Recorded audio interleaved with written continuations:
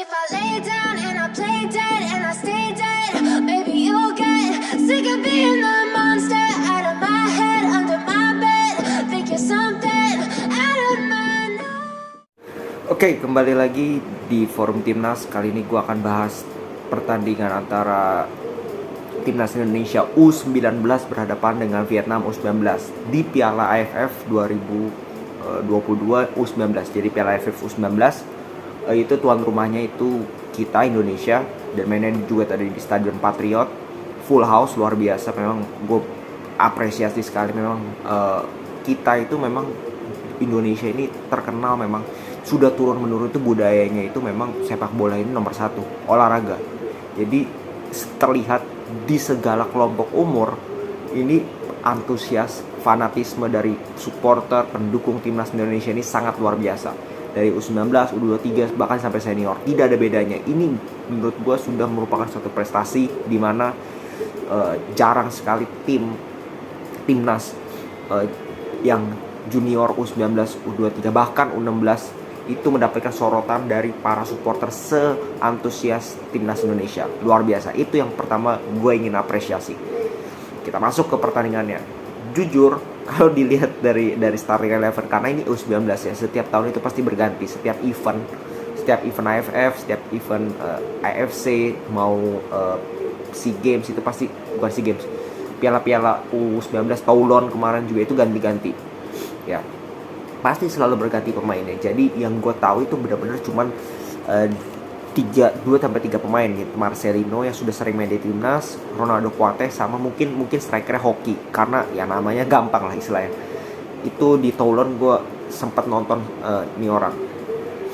Nah, Vietnam kalau kita berdasarkan timnas senior ya, ini kan kalau timnas senior itu Vietnam berada mungkin sedikit di atas kita. Vietnam itu setara dengan Thailand. Tapi kalau lu lihat di kelompok umur U23, U19 kemarin di SEA Games, itu kan seperti yang gue bilang juga di SEA Games waktu itu, gue bahas Indonesia lawan Thailand. U23 itu mainnya gak bagus sama sekali. Thailand sama sekali tidak bagus, tapi tidak mampu dimanfaatkan oleh timnas kita. Ini pun sama kasusnya dengan Vietnam. Di babak pertama itu terlihat sekali Vietnam itu gak bisa apa-apa. Kita menguasai bola, lebih tenang kelihatan, tapi kembali lagi masih ada long ball yang gue nggak ngerti kenapa itu harus dilakukan. Padahal sudah dicoba sekali, 2 kali, bahkan 5 kali mungkin, itu gagal semua. Tapi lu harus terus coba lakukan itu, daripada lu coba build up dari bawah, lu coba tenang, pakai bola-bola bawah, terupas bola-bola bawah, manfaatkan kecepatan, jangan cuma long ball. Mending akurasi passingnya bagus, tapi kita lihat mungkin dari 100 percobaan yang nyampe itu cuma 8. Nah, itu yang terjadi babak pertama. Terus juga Indonesia juga mendapatkan beberapa kali kesempatan fast break, di mana Vietnam ini benar-benar mereka build up aja sulit, sering kepotong lah istilahnya. Passingnya itu di lini tengah Indonesia, dan Indonesia langsung melakukan counter press, langsung melakukan counter attack dengan cepat. Tapi yang menjadi permasalahan adalah berkali-kali melakukan miss pass, final passnya gagal, atau sering mengambil keputusan yang salah. Nah, ini yang kembali lagi menjadi PR dari timnas Indonesia U19, dimana final pass ya, akurasi passing, keputusan, jangan kebanyakan dribble ujung-ujungnya lepas. Kapan tahu harus passing, kapan tahu harus dribble, kapan tahu harus shoot. Jangan kebanyakan passing, shootnya nggak ada, lembek semua. Nah, ini yang di babak pertama kelihatan sangat menonjol dari timnas kita, bahwa sebenarnya Vietnam ini mainnya jeleknya minta ampun.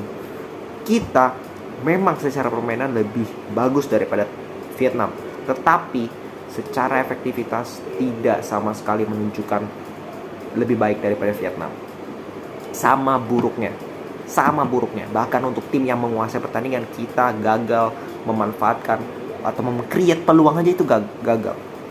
Berapa kali umpannya kejauhan lah, inilah itu Ronaldo berkali-kali di pertandingan kali ini, berkali-kali hilang bola, passing salah, entah apa yang gue juga nggak tahu. Dia mainnya sangat jelek pada pertandingan kali ini, sangat jelek ya.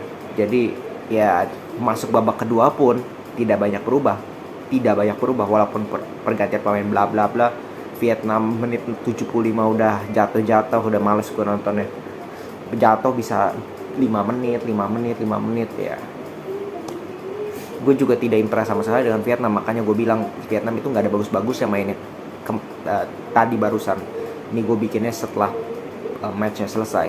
Jadi benar-benar gue sangat menyayangkan jujur. Mereka tidak bisa, mungkin hanya peluang satu dari kena mistar tadi ya, kalau nggak salah dari Marcelino.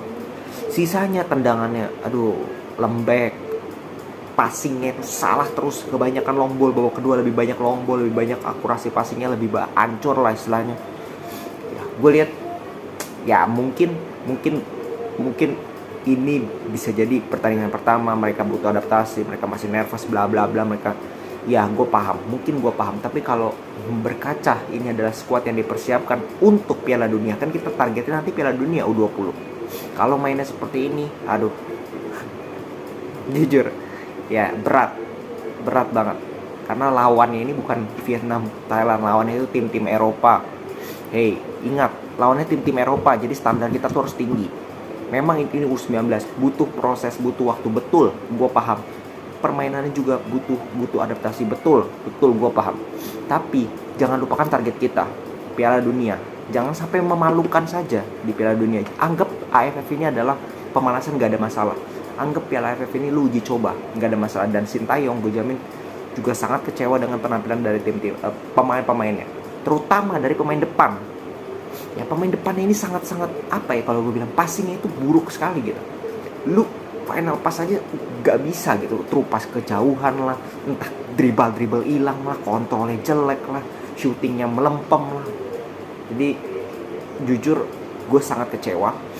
Mungkin ya gue juga bisa memaklumi karena ini pertandingan pertama, mungkin nervous, dan seperti yang tadi gue sudah sampaikan alasan-alasan, mungkin gue bisa maklumi. Tetapi untuk pertandingan selanjutnya ini harus diperbaiki, karena satu, lawan-lawan di grupnya kita ini, Thailand menang 1-0 lawan Filipina, Myanmar sudah menang 7-0 lawan Brunei. Jadi kita tidak boleh santai. Ya, kita harus gas. Lawan Brunei kita harus menang besar, itu mutlak. Lawan Filipina pun kita harus menang. Lawan Myanmar kita juga harus menang. Lawan Thailand kita juga harus menang. Jadi sisa match itu kita harus sapu bersih.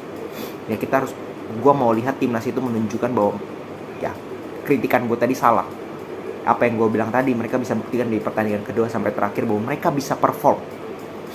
Gue tidak ingin melihat ibarat lawan Thailand lawan yang berat, mereka tidak bisa menang, gak ada masalah. Tapi at least jangan bermain seperti tadi, terlalu banyak long ball, akurasi passing jelek. Kalau lu create banyak peluang tapi mungkin kipernya hebat, gue masih paham, gue sangat toleran terhadap itu. Tapi kalau lu passing aja amburadul, ya susah juga. Padahal Vietnam kelihatan level itu di bawah kita tadi.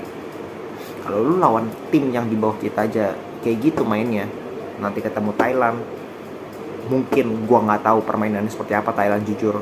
Tapi lawan Filipina cuma menang 1-0, berarti mereka juga nggak hebat-hebat amat, nggak seperti senior mereka. Ini harus dimanfaatkan juga. Jangan buang-buang poin lah, istilahnya seperti itu. Ya, kita harus manfaatkan. Kita itu tim tuan rumah. Dukungan supporter itu full house. Kurang apa lagi gitu. Tunjukkan, lu sebagai pemain harus bisa tunjukkan bahwa lu layak bermain di timnas U19. Karena timnas U19 ini ujung-ujungnya akan kemana? Ke senior. Terlihat gue tidak melihat satupun yang siap, kecuali mungkin Marcelino. Yang lain, sorry to say, bahkan si Ronaldo itu mainnya one of the worst menurut gue. Ya, jadi ini kritikan bukan karena gue benci, bukan karena gue bla bla bla kepada timnas. Gue sangat support terhadap timnas. Justru kritikan ini gue harap bisa dijawab di pertandingan selanjutnya, bahwa mereka bisa membuktikan mereka bisa bermain bagus dan bisa meraih kemenangan, bisa mencetak gol, bisa efektif dalam memanfaatkan peluang. Jangan bermainnya kayak ya individual dan sebagainya. Lu harus bermain as a team. Oke? Segitu dulu dari gua. Kalian kalau punya komen di bawah tentang penampilan timnas tadi malam, ya, atau malam ini, kalau gue buat video, kalau nonton besok berarti tadi malam kan, gimana, lu bisa komen di bawah. Apakah lu puas atau kecewa, lu bisa komen. Oke, segitu dulu. Jangan lupa subscribe, like, dan juga komen. dan share juga video ini. Oke, segitu dulu. Salam sepak bola.